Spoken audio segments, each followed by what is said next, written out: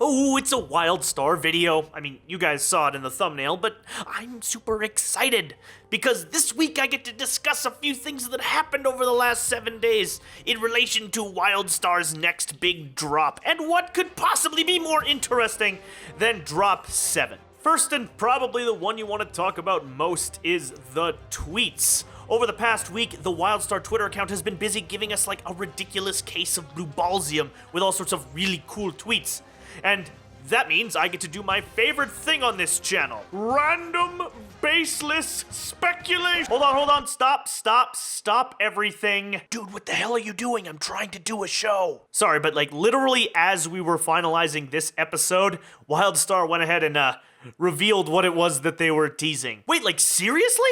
I had this whole Indiana Jones thing I was gonna do. Yeah, I know it really sucks, but we have to scrap that joke. And it was a really good... Fuck it, I'm using it anyways.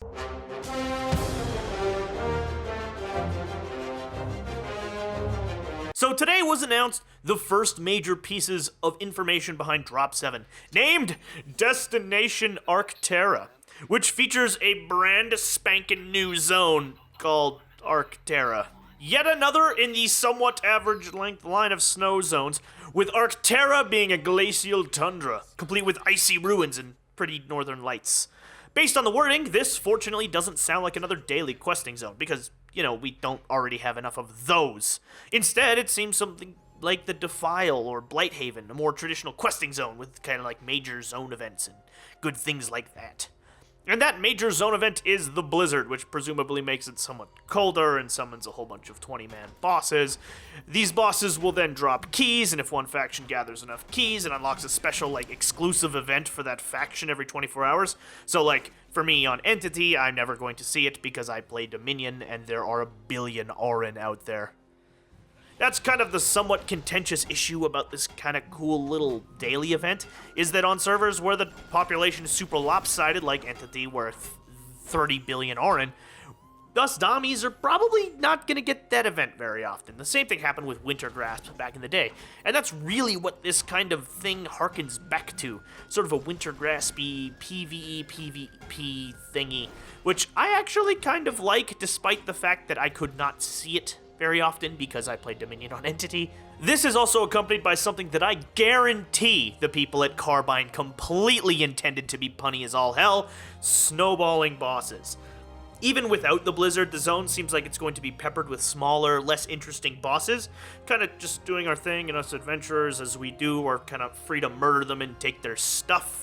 The interesting thing about these snow bosses, and I am calling them snow bosses from now on, will be that as you kill them, more powerful snow bosses start appearing, requiring more players, to the point where these 2-man boss fights give way to 20-man titanic encounters that drop all kinds of cool stuff. And I like this idea. It harkens back to stuff like Silithus and Skedis from World of Warcraft, where they had these kind of escalating boss encounters that you could slowly move through and get some pretty cool rewards.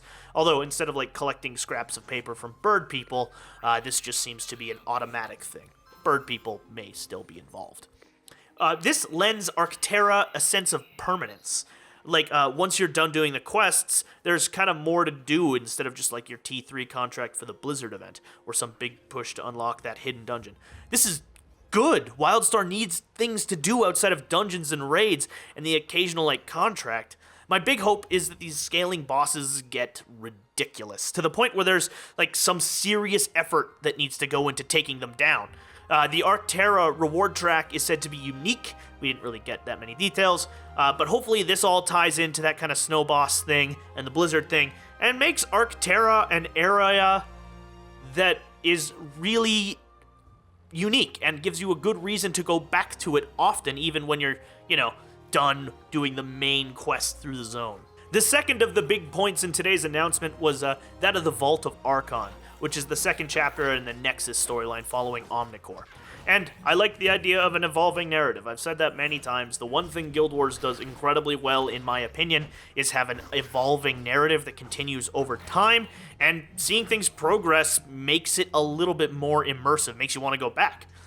Mind you, this has been a lot about Drusera, and I would love to check up on some of the other motley characters in the universe. I mean, I'm a big fan of Drusera and all of her kind of weird, clingy, constant need for me to save the world, but there's other stuff going on too. Drusera, are you slowly escalating horrible events across Nexus just so you have an excuse to hang out with me? That's kind of weird, but oh, you're so adorable, I can't stay mad at you.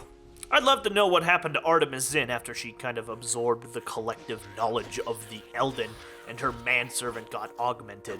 Or what's that scheming psychopath Mondo are up to. Or whether that Auron Queen stopped getting migraines about her home planet or whatever the hell they do. Or if, like, the Emperor is still alive. It's pretty cool nonetheless. I like the Guild Warsian style of kind of patch-by-patch story advancement, and I think it'll work well in a game with such dense lore. I mean, Carbine has this weird hard-on for awesome lore within their game. Have you read a lot of the stuff? There's a huge amount of lore in this game, way more than most other MMOs, so I'm pretty stoked to see that, and I think that a step-by-step narrative, continuing that narrative, is a good thing. It's also nice that they're finally making this into an expedition instead of whatever Omnicore was, which is a probably way better way of delivering instant story because you can do stuff like set pieces and like phasing a little bit better than in the open world over, you know, whatever Omnicore was. I mean, the holiday expeditions have shown that this kind of content can be really cool and unique, and I like really cool and unique things. There are a few other things that were mentioned, including the upgrade system, which allows you to increase the item level of your stuff, which didn't get very many details, and the fact that Red Moon Terror, finally, will be hitting the PTR at about the same time as the Drop 7 stuff, but won't actually be part of Drop 7, but at least we know it's finally coming. Overall, though, I like this. I like what I see. I like this. An advancement of the story, and something valid to do outside of dungeons and raids that hopefully will provide this new content thing. The new zone doesn't actually just look like a reskinned White Veil Northern Wastes clone. It actually looks gorgeous. And the events therein seem kinda swank. Although, perhaps, not so much for us dummies on Entity, who will never, ever get the keys. But, oh god, there was one more thing. Tip of my tongue. Probably wasn't that important. Ahoy, ahoy, and thank you very much for watching this video on Wildstar and the whole Destination Arcterra thing that's coming up. I don't even know if it's actually pronounced Arcterra. I'm just assuming it's pronounced Arcterra because, you know, Arctic and Terra, you get it. But thank you very much for watching this video. This is just a couple of concepts and ideas I had with the announcement. It would have been out sooner, but Wildstar decided to drop that bomb while I was still in mid-production. Oh, I love you guys, Carbine. But thank you very much for watching, and I hope you enjoyed this again. Side note, I'm going to totally plug my Discord thing here again, as I have been quite a bit lately. If you are interested in playing video games with the Orange Hatter and a bunch of other people who are like-minded people who also watch the channel and also are pretty awesome friggin' people, we have set up a Discord server. Kind of evolved out of the Wildstar Guild because we decided we wanted to play more games than just Wildstar.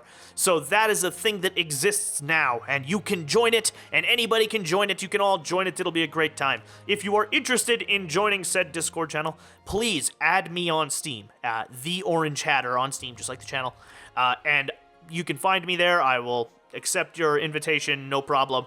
And yeah, as soon as you do, just let me know that you're interested in joining the Discord, and I would be happy to send you an invitation, because Discord only does invites. We do reserve the right to kick people who are jerks, but I'm sure that's not you or anybody you know. But thank you very much again for watching. Hopefully you can join us in the Discord. We're going to be doing some Wildstar stuff in the Discord with Drop 7, so be on board. And you all, have a great one. I remember now, Zombie Mordecai Red Moon confirmed.